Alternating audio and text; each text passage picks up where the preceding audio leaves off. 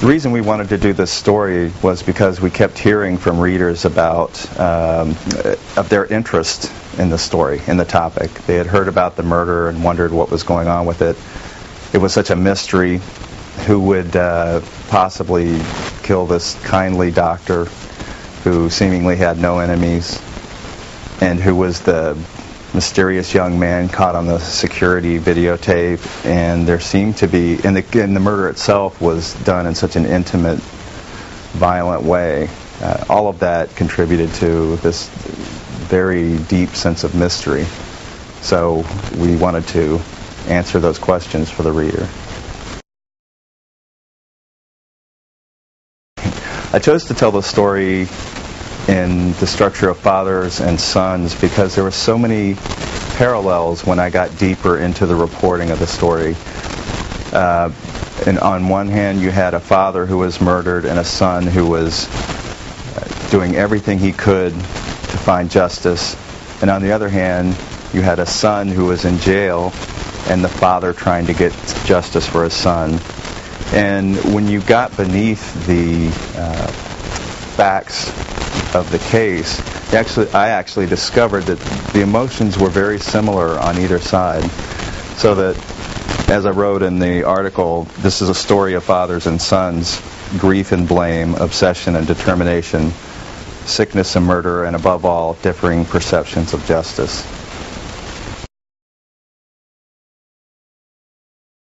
The first thing I do when I'm writing a story like this, which is a profoundly sad, tragic story and sensitive story, is I approach the people involved and I ask them if they would be willing to share their story.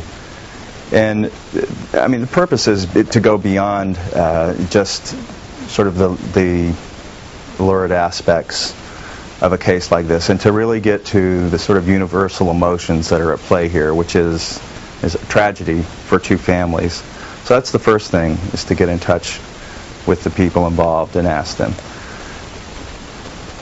In researching the story, I try and read everything that's out there about the case, and then I often visit locations where scenes in the story take place. For instance, there's a scene in this story where the son of the murdered doctor goes to the cemetery and visits his father's grave.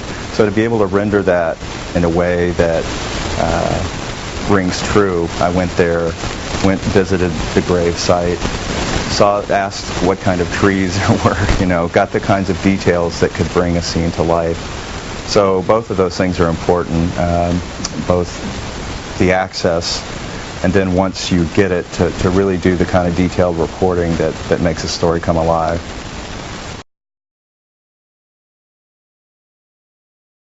The key, I think, to interviewing people in this kind of story is empathy. Really listening to what they have to say, letting them tell their truth, whether or not it's the son of a murder victim or it's the father of an accused murderer. Each has their own truth, each has their tale to tell, so that I need to listen as objectively and empathetically as possible while not crossing the line into advocating for one side or another. I think the most difficult part about writing this story was trying to find a balance, trying to find a way to be fair to both sides, because both sides are equally emotionally upset and damaged by what happened.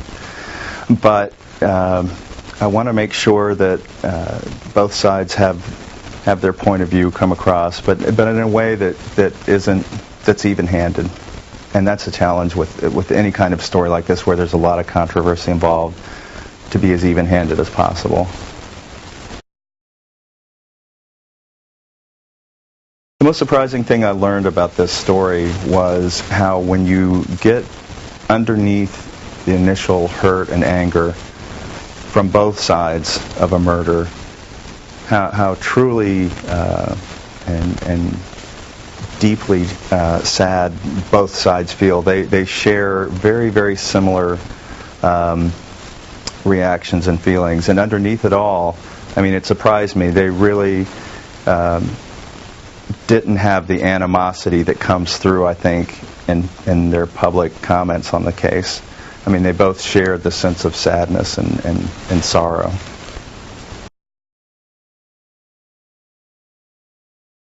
These kinds of stories always affect me because to truly tell them right, you almost have to live through the characters. So I kind of have to put myself in the place of characters on either side, you know. What it's like to walk into a room and see your father lying on the floor, dead, you know. The father's daughter described that to me, but in writing the scene, I have to sort of put myself in that position, and that's hard. And on the other hand, to be in the position of a father whose son has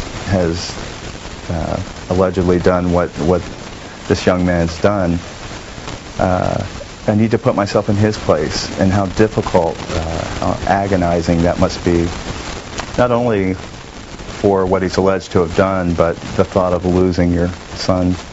So that's very emotional, a very emotional place that I have to get into.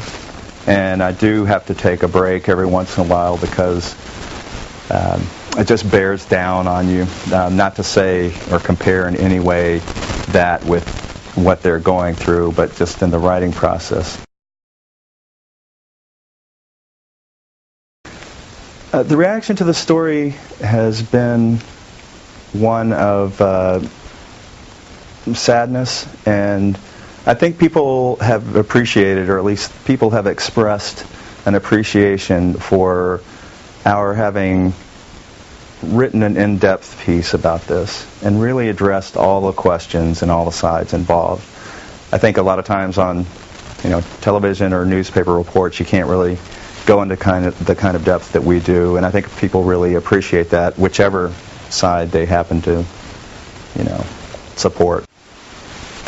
It's gratifying to hear that people like the story or like the writing, but I have to say, in this case, I mean, it is such a sad and tragic and deeply personal story that it needs to be said that at the bottom of it all, that's what is really animating people's reactions. So, pats on the back are fine, but what I need to keep in mind is what the story is really about.